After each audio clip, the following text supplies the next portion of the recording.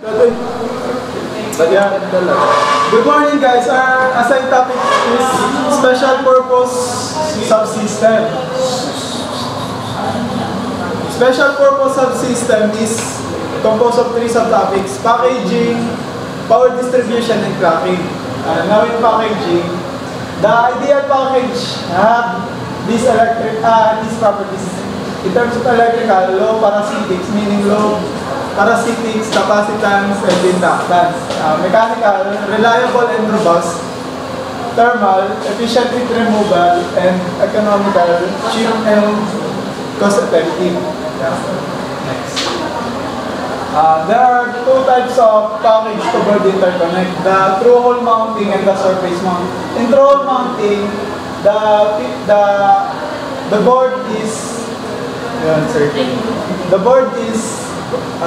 drilled and the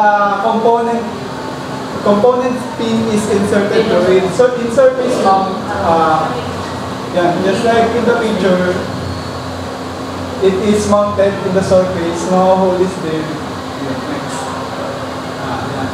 Then there is chip to package bonding. Chip to package bonding is just like wire bonding, connecting two wires from the chip to the board. Traditionally, chip is surrounded by pad frame. Metal pads on 100 to 200 micrometer pitch. Tapos, gold band wires attach pads to the package. Mostly used is yung gold band. Dati, mostly used gold band wires. Tapos, yan. LED frame, distribute signaling package, metal heat spreader, helps with the cooling. Tapos, ito naman, chip to package connection. Yun nga, yung chip to package connection, tulad ng sabi ko kanina, yung pag-connect ng chip sa board. Tapos ito yung pinakabagong, yung kadalasang ginagamit ngayon, yung flip chip. Tinatawag din siyang C4. Yun. Sa flip chip, full chip area available for I/O connection, automatic alignment, one-step process, pulling variables, front and back if required, thermal matching between chip and substrate requirement, low inductance. Mamaya papakita ko kung paano, yan, mamaya di-discuss ko to. Next. Yan, that's wire bonding. Yan, ito yung isang, sa bonding techniques, ito yung isa, wire bonding. Yung wire bonding, dalawang wire yung ginagamit sa pag-connect ng chip sa board. Yan, gets. Ito, parang ito. Wire yung ginamit sa pag-connect ng die dun sa pinaka-board. Gusto sa substrate. Tapos yun. Yung tape automated bonding. Yan. Tape automated bonding process places bare integrated circuits onto a printed circuit board. The mounting is done such that the bonding site of the die is usually in the form of bands or balls made of bolts or solder, are connected to fine conductors on the tape which provide the means of connecting the die to the package or directly to external circuits. Sometimes, the tape on which the die is bonded already contains the actual application circuit of the die. The film is moved to the target location and the LEDs are cut and soldered as necessary. The bare chip may then be encapsulated or blown top with epoxy or plastic. Yun, yung sinasabi doon, sa tape automated bonding, gumagamit sila ng polymers, which is parang printed circuit board din. Tapos yun, tinitape nila doon sa board. Tapos ito yung mga bagong package type. Yung ball grid array, tapos yan. Sa ball grid array, gumagamit din ng small solder balls to connect boards. Tapos high pin count, chip, low inductance, CSP, chip scale packaging, tapos similar to BGA, pero very small packages. Next. Tapos ito yung sinasabi ko kanina sa flip chip bonding. Hindi sila gumagamit ng wire. Ang ginagamit nila, solder box. Tapos, yung solder box, yun na mismo yung parang connection nila nung die papunta sa chip. Tapos yan, next. Yan. Sige, next. Tapos teka, ito yung iba't ibang package type. LCC, DIP, PGA, POSP, QFP, Yan, tapos iba pa. Linux Island. Advanced packages. Bandwires contribute parasitic inductance. Fancy packages have many signal power layers like tiny printed circuit boards. Flip chip places connection across surface of a die rather than around periphery. Top-level metal pads covered with solder balls, chip lips upside down, carefully aligned to the package, heated to the melt balls, also called C4. Yun, yung C4, controlled collapse chip connection.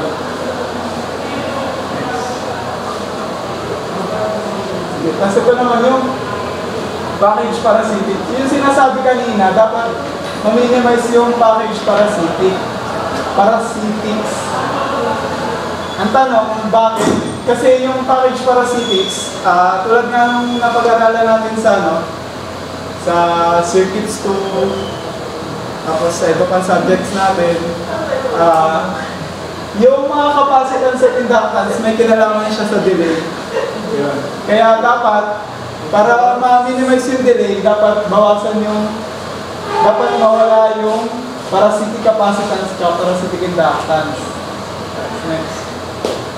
Tapos signal interface. Next na rin. Tapos package parameters. Yan naman yung iba't ibang package parameters. Typical capacitances and inductances of various package and bonding style. Next. Tapos ito yung sample ng package code. Yung nagkabutas yung connection ng solder bolts dun sa sa substrate. Pag hindi sila connected, yun, walang connection.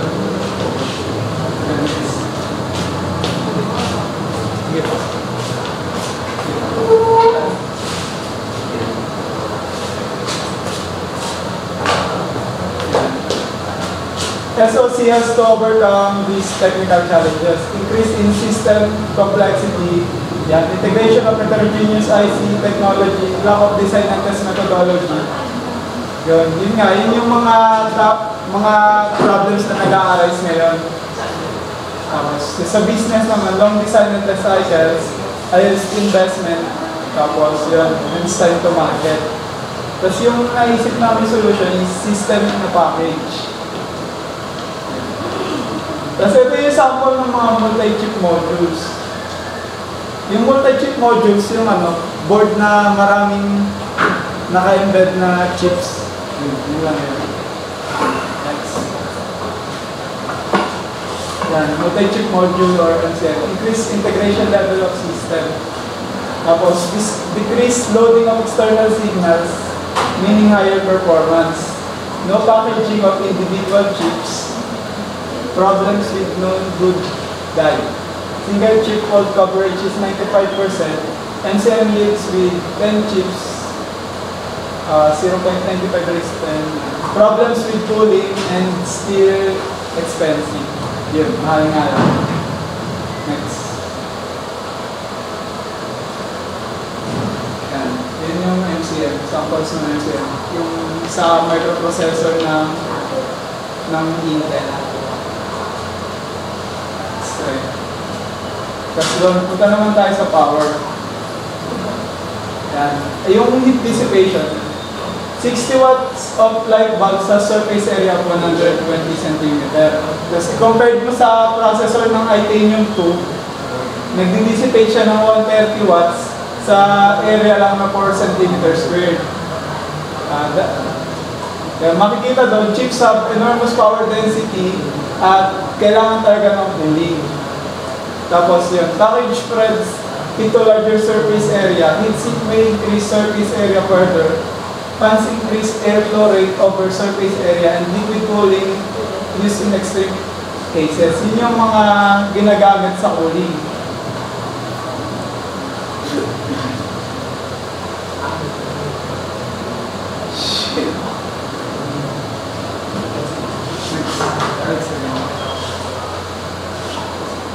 Yan, tapos yan yung example ng heat sink tsaka ng fan, ginagamit sa cooling.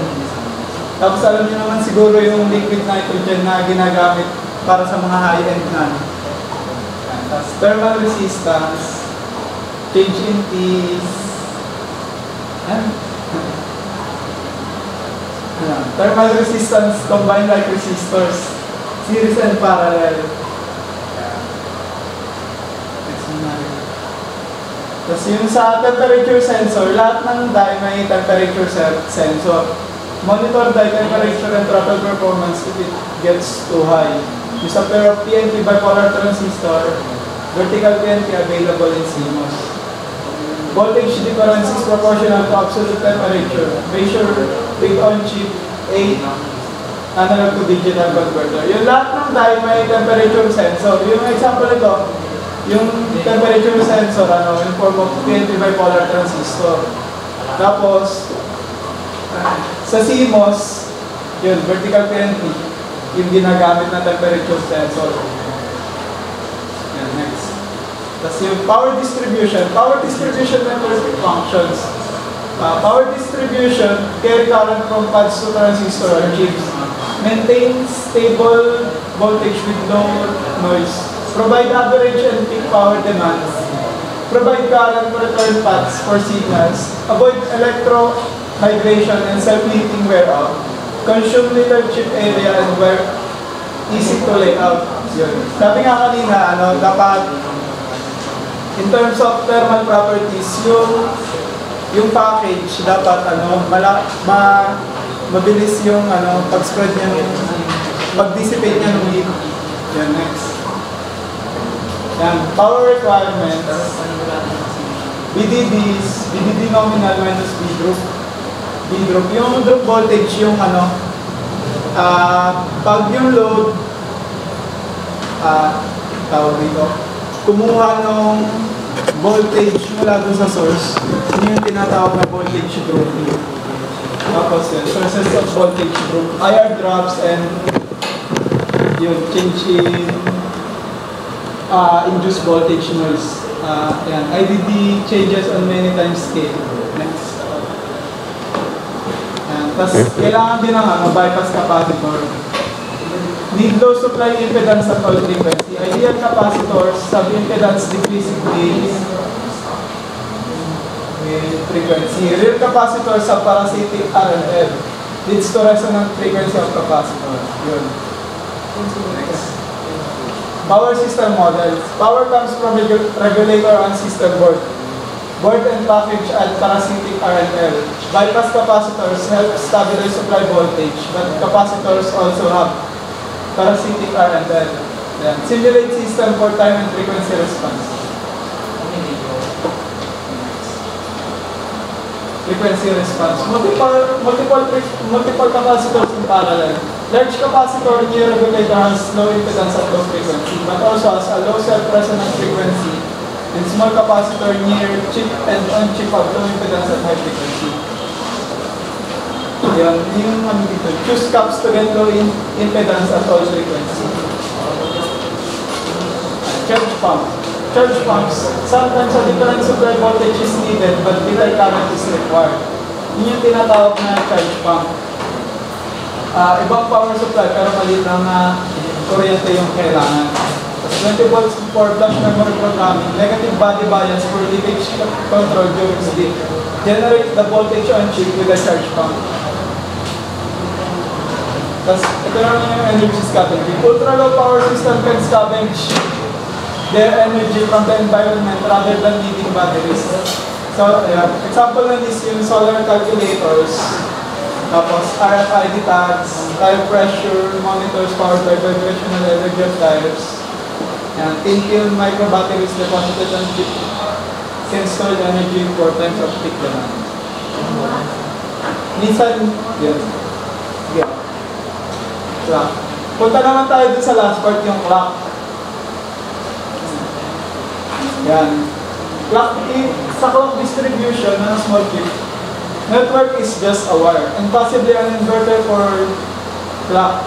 On practical chips, the RC delay of the wire resistance and gate load is very long. Variation in this delay causes clock to get to different elements at different time. This is called clock skew. Yan. Yung clock skew, yun nga, variation in delay that causes clock to get to different elements at different time. Parang mali yung synchronization.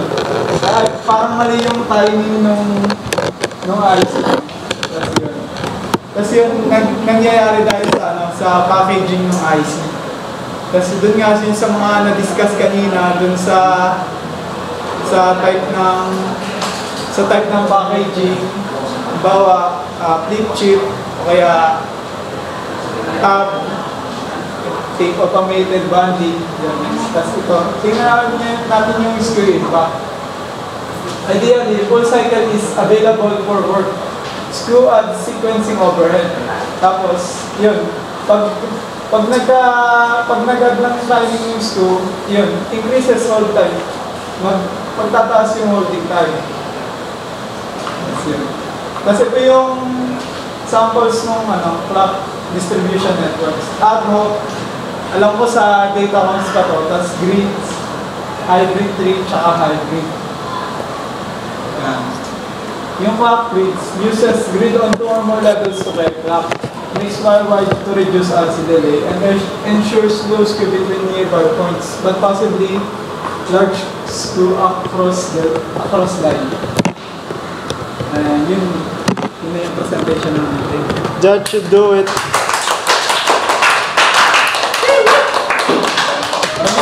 Let's do it.